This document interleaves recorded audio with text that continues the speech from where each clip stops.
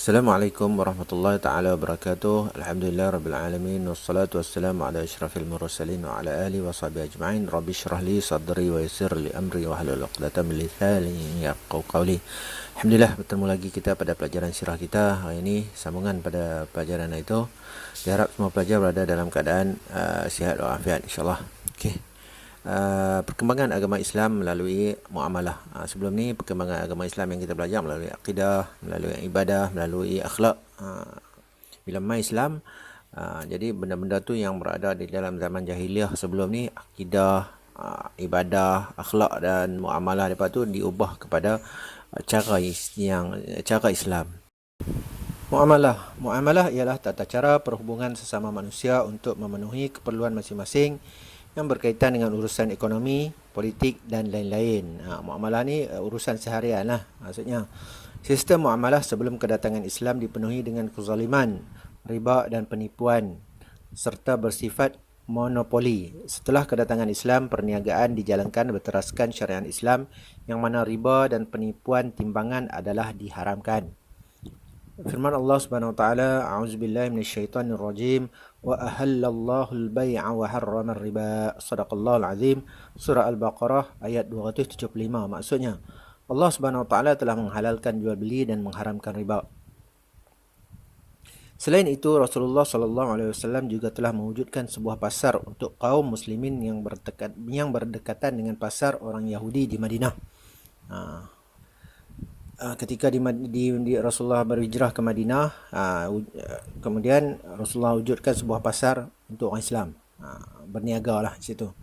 Kemudian Allah Subhanahu Wa Taala telah mengilhamkan kepada manusia tentang ilmu muamalah dan cara berjual beli, pinjam meminjam, upah mengupah, sewa menyewa, gadaian dan lain-lain bagi memudahkan urusan kehidupan seharian kita. Maksudnya, urusan muamalah ni, urusan jual beli, pinjam minjam ni dah ada dah sebelum Islam ni, dah ada dah. Bukan maksudnya zaman Islam yang baru ada. Dia benda ni dah ada sejak dulu lagi. Kemudian bila mai Islam memperbaiki sistem muamalah yang penuh dengan penipuan pada zaman jahiliah. Sebelum ni kan ada kisah zaman Nabi Syuaib, puak Madian dan puak Aikah. Mereka ni berniaga, tapi Allah Ta'ala binasakan sebab mereka ni menipu dalam timbangannya. Okay? Itu cerita dia. Urusan jual beli ni bukannya benda yang baru. Dah ada dah sebelum zaman Nabi Muhammad, sebelum zaman Nabi sebelum tu. Dan bila mai Islam memperbaiki sistem tu dengan menjadi satu sistem yang adil kepada semua. Sambung sikit pada muka surat sebelah 23. Pembentukan negara Islam mewujudkan sistem muamalah yang adil dan tidak bersifat menindas. Malah sistem muamalah Islam juga dapat diterima oleh semua pihak tanpa mengira kaum, bangsa maupun agama. Okay, sebelum ni, siapa yang meniaga berkemungkinan dia boleh ikut suka dia nak letak berapa harga ke apa semua, tak ada undang-undang. Macam mana nak buat. Jadi bila mai Islam dah bagi satu undang-undang. Maknanya muamalah, jual beli, sewa menyewa ada cara dia, ada syarat dia. Kalau tidak dia jadi seolah-olah menindas. Sekilas info. Tengok, ekonomi di Madinah sebelum kedatangan Islam dikuasai oleh kaum Yahudi. Apabila Rasulullah berpindah ke Madinah sebelum masa zaman hijrah, di Madinah ni ramai dengan orang Yahudi. Seperti sebelum yang saya cerita ni, orang Yahudi dah duduk di Madinah. Sebab apa? Sebab mereka baca kitab Taurat, Injil dan Zabur. Mereka dah tahu dalam tu cerita tentang Nabi akhir zaman akan turun di Madinah. Akan keluar di Madinah ada seorang Nabi. Jadi mereka harap Nabi tu Allah Ta'ala utuskan daripada kaum Yahudi. Tiba-tiba Allah Ta'ala utuskan daripada bangsa Arab. Jadi dengan sebab itu mereka tak mau terima Rasulullah ni sebagai Nabi yang terakhir. Jadi mereka masih tunggu. Okey, seterusnya, kepentingan dan kelebihan muamalah Islam. Konsep muamalah Islam memberi faedah yang besar kepada manusia. Antaranya ialah manusia hidup bekerjasama, tolong-menolong, bertukar keperluan serta saling berkenalan antara mereka. Itu konsep muamalah Islam. Konsep muamalah Islam tu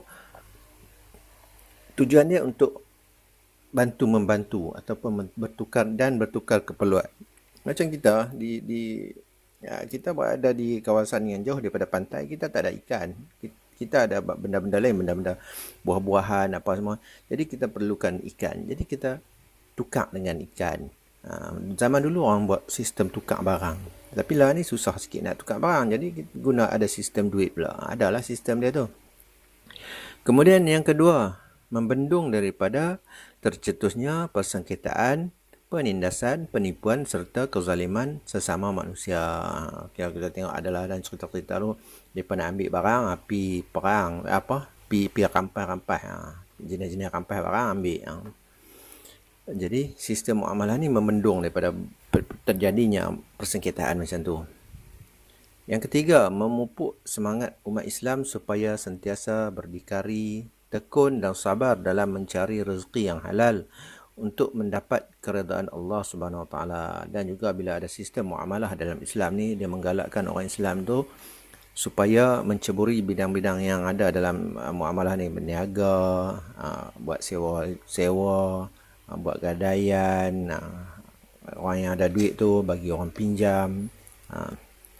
Macam itulah. Jadi Islam menggalakkan umat dia tu berdikari dan tekun untuk cari rezeki. Kemudian melahirkan masyarakat yang bertanggungjawab serta berlomba-lomba dalam membelanjakan harta untuk tujuan yang baik seperti mengeluarkan zakat, bersedekah dan berwakaf. Dan satu lagi nak pergi naik haji. Saya tambah sikit lah. Pergi haji. Nak pergi haji kena ada duit. Macam tu juga nak keluar zakat mesti ada duit. Nak bersedekah, nak berwakaf, semua perlukan keuangan. Jadi dengan adanya sistem muamalah Islam ni, dan orang Islam boleh melakukan aktiviti yang disebutkan tadi dengan cara yang bertepatan dengan agama Islam.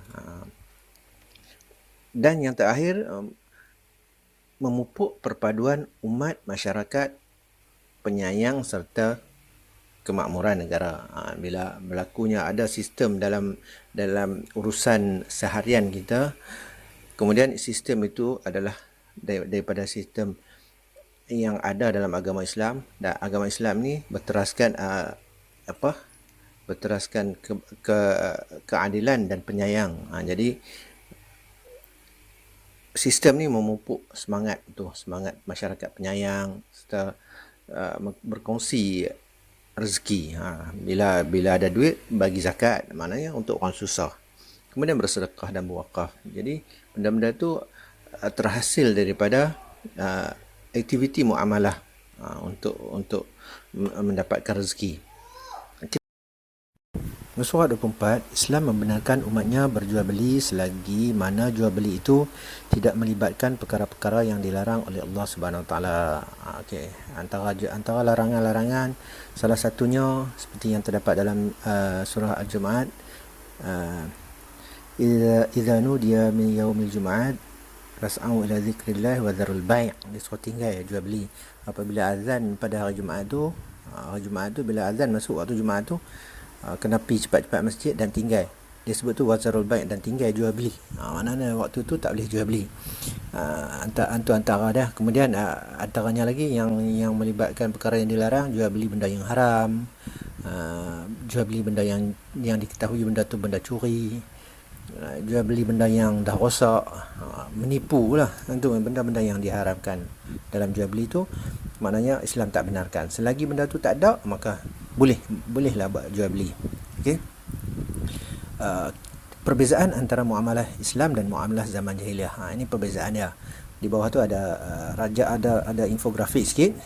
Perbezaan ciri-ciri muamalah Islam dan muamalah jahiliah. Muamalah Islam ciri dia tolong-menolong, jujur, amanah, takwa kepada Allah SWT dan adil. Dalam muamalah Islam ni mesti ada konsep ni. Kalau tak ada konsep ni, dia bukan ciri-ciri muamalah Islam lah. Kemudian muamalah jahiliah, ciri-ciri dia menindas, penipuan, ikut hawa nafsu semata-mata, riba dan rasuah. Maksudnya penipuan ni dia kira nak untung je, tak kira tipu kan, tindas orang kan, janji untung. Itu muamalah zaman jahiliah. Muamalah beza dengan muamalah Islam. Muka surat 25, penghayatan kita. Satu, sistem muamalah sebelum kedatangan Islam adalah satu sistem yang zalim, sistem yang menindas.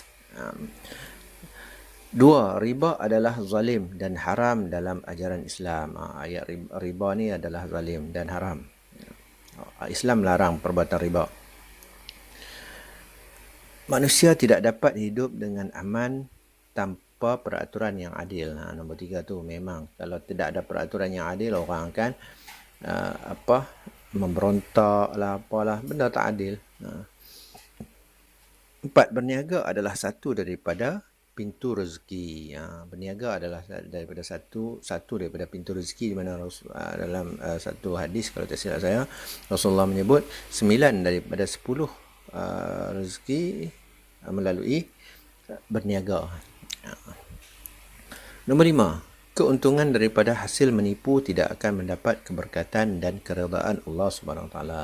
Kalau orang tu menipu, walaupun dia dapat banyak, tapi dia akan merasa tak cukup sebab tak ada keberkatan daripada Allah Subhanahu Wa Taala. Okey. Terus latihan 1, jawab soalan di bawah dalam buku latihan. Jawab dalam buku latihan. Ada 5 soalan, jawab dalam buku latihan macam biasa, hantar ke saya. Kemudian soalan nombor 26, latihan kedua, gariskan jawapan yang betul dan lorekkan jawapan itu pada petak silang kata. Okey, petak silang kata ni, jawapan nombor 1 tu tak ada. Jawapan nombor 1 tu tak ada. Sepatutnya jawapan nombor 1 tu jahiliah tapi tak ada. Yang ada Islam, dia terbalik. Jadi tak point tu, tak payah cari. Nombor 1 tu markah free lah kita bagi. Nombor 2 ada. Sebelum kedatangan Islam, ekonomi Madinah dikuasai oleh kaum mana? Sebelum kedatangan Islam. Ingat, sebelum kedatangan Islam, siapa yang berada di Madinah? Banyak berlaku apa? Penipuan ke kejujuran dalam muamalah sebelum kedatangan Islam. Sebelum kedatangan Islam, muamalah jahiliah. Apa yang berlaku dalam tu? Nombor 4, Islam memperkenalkan sistem muamalah yang apa? Zalim ke adil? Sistem Islam, sistem muamalah Islam. Nombor 5, zakat ataupun gadaian ialah harta bernilai yang dijadikan sebagai cagaran. Cagaran. Apa dia maksud? Cagaran, harta yang dicagar tu apa dia? Zakat ke gadai? Allah SWT telah menghalalkan jual beli dan mengharamkan riba ataupun derma. Apa yang diharamkan Allah? Riba ataupun derma. Okey, buat yang ni tak apa, buat dalam buku ni tak apa. Nanti snap tangkap gambar dekat saya. Okey. Baik, nanti kita sambung lagi pada tajuk yang seterusnya, insya-Allah. Assalamualaikum warahmatullahi taala wabarakatuh.